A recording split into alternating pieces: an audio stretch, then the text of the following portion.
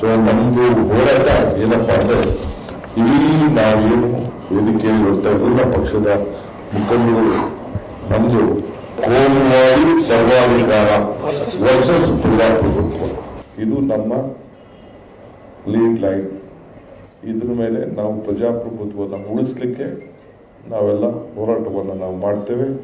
ರಕ್ಷಣೆ ಮಾಡಲಿಕ್ಕೆ ಇವತ್ತು ಏನು ಈ ದೇಶದಲ್ಲಿ ನಡೀತಾ ಇದೆ, ಯಾವ ರೀತಿ ಪ್ರತಿ ವಿಚಾರದಲ್ಲೂ ಕೂಡ ಇವತ್ತು ಬಹುಶಃ ಬಾಂಡ್ ನಮ್ಮ ವಿಚಾರದಲ್ಲಿ ಬಾಂಡ್ಸಲ್ಲಿ ಏನು ತೀರ್ಪು ಬಂತು, ಎಲ್ಲಿಗೆ ಬಂತು, ನಿನ್ನೆ 31 ಇತ್ತು, ಅದೇನು ಲೆಕ್ಕ ಕೊಡ್ತಾರೋ ಗೊತ್ತಿಲ್ಲ. ಒಂದ್ಸತಿ 0 ಆಗೋದ್ಮೇಲೆ ಆ ಬಾಂಡ್ದು ಕಾನೂನೇ ಹೋದ್ಮೇಲೆ ಹಣಕ್ಕೆ ಯಾವ ರೀತಿ ಟ್ಯಾಕ್ಸ್ ಕಟ್ತಾರೆ. ಈಗ ನಮ್ಮದು ಟ್ಯಾಕ್ಸ್ಗೆ ನಮಗೆ ಏನೆಲ್ಲ ನೋಟಿಸ್ ಕೊಡ್ತಾ ಇದ್ರು, ಎಲ್ಲ ಪಾರ್ಟಿಗಳು ನೋಟಿಸ್ ಕೊಟ್ಟಿದ್ದಾರೆ. ಸೊ ನಾನು ತಿನ್ನೋದಿಲ್ಲ, ಬೇರೆ ತಿನ್ನಕ್ಕೂ ಬಿಡೋದಿಲ್ಲ ಅಂತಿದ್ರು.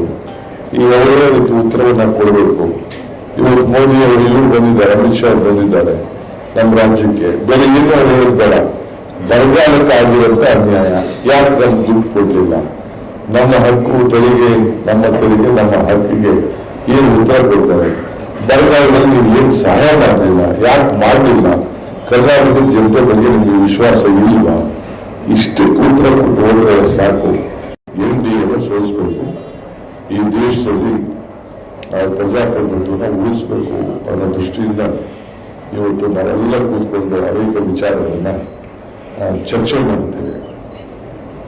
ಈ ಆಯೋಗದಲ್ಲಿ ನಡೆದಂತ ತೀರ್ಪುಗಳು, ಈ ಬಾಂಡ್ ವಿಚಾರದಲ್ಲಿ ಬಂದಂತ ತೀರ್ಪು, ಅದಾದ್ಮೇಲೆ ಯಾವ ರೀತಿ ನಮ್ಮ ಇನ್ಸ್ಟಿಟ್ಯೂಷನ್ಸ್ ಯಾವ ರೀತಿ ದುರುಪಯೋಗವನ್ನು ಮಾಡಿಕೊಂಡು ಎಲ್ಲ ನಾಯಕರುಗಳ ವಿರೋಧ ಪಕ್ಷದ ನಾಯಕರುಗಳ ಮೇಲೆ ಯಾವ ರೀತಿ ಗೃಹಪ್ರಹಾರ ಮಾಡ್ತಾ ಇದ್ದಾರೆ, ಅವರ ರಾಜಕೀಯದ ಅಸ್ತಿತ್ವವನ್ನೇ ಮುಗಿಸ್ಬೇಕು ಅಂತೇಳಿ ಇದೊಂದು ದೊಡ್ಡ ಪ್ರಯತ್ನ ನಡೀತಿದೆ. ಇದೆಲ್ಲ ಕೂಡ ನಾವು ಚರ್ಚೆ ಮಾಡಿ ನಾವೆಲ್ಲ ಖಂಡಿಸಿದ್ದೇವೆ. ಸೊ ಅದಕ್ಕೆ ಒಟ್ಟಾರೆ ನಾವೆಲ್ಲ ಸೇರಿ ಒಗ್ಗಟ್ಟಿಂದ ಎಲೆಕ್ಷನ್ನ ರಾಜ್ಯ ಮಟ್ಟದಿಂದ ಹಿಡಿದು ಬೂತ್ ಮಟ್ಟದಲ್ಲೂ ಕೂಡ ಎಲ್ಲ ಸಂಬಂಧಪಟ್ಟಂತ ಕಾರ್ಯಕರ್ತರು ಜೊತೆಗೆ ಸೇರಿ ನಾವು ಆನಂದವನ್ನು ಮಾತು ಹೇಳ್ತಾ ಇರ್ತೀವಿ.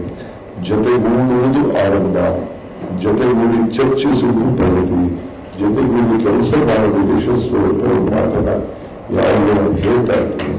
ಹಂಗೆ ಇವತ್ತು ನಾವೆಲ್ಲ ಸೇರಿ ವೇದಿಕೆಯಲ್ಲಿದ್ದ ಎಲ್ಲ ಪಕ್ಷಗಳು ನಾವೆಲ್ಲ ಸೇರಿ ಚಿಕ್ಕ ಪಾರ್ಟಿನೋ ದೊಡ್ಡ ಪಾರ್ಟಿನೋ ಪಾಲಿಟಿಕ್ಸ್ ಅಲ್ಲಿ one man with courage makes A majority ಅಂತ ಹೇಳ್ತಾರೆ. ಹಂಗೆ ಅವ್ರ ನಂಬರ್ ಇಲ್ಲದೇ ಇರ್ಬೋದು, ಅವರಿರುವಂತ ಸಿದ್ಧಾಂತ, ಅವರಿರುವಂತ ಕಾರ್ಯಕರ್ತರು, ಅವರಿರುವಂತ ನಿಷ್ಠೆ ನಮಗೆ ಹೆಚ್ಚಿಗೆ ಬಲವನ್ನು ಖಂಡಿತ ತುಂಬುತ್ತದೆ ಅನ್ನೋ ಒಂದು ವಿಶ್ವಾಸ ನಮಗಿದೆ.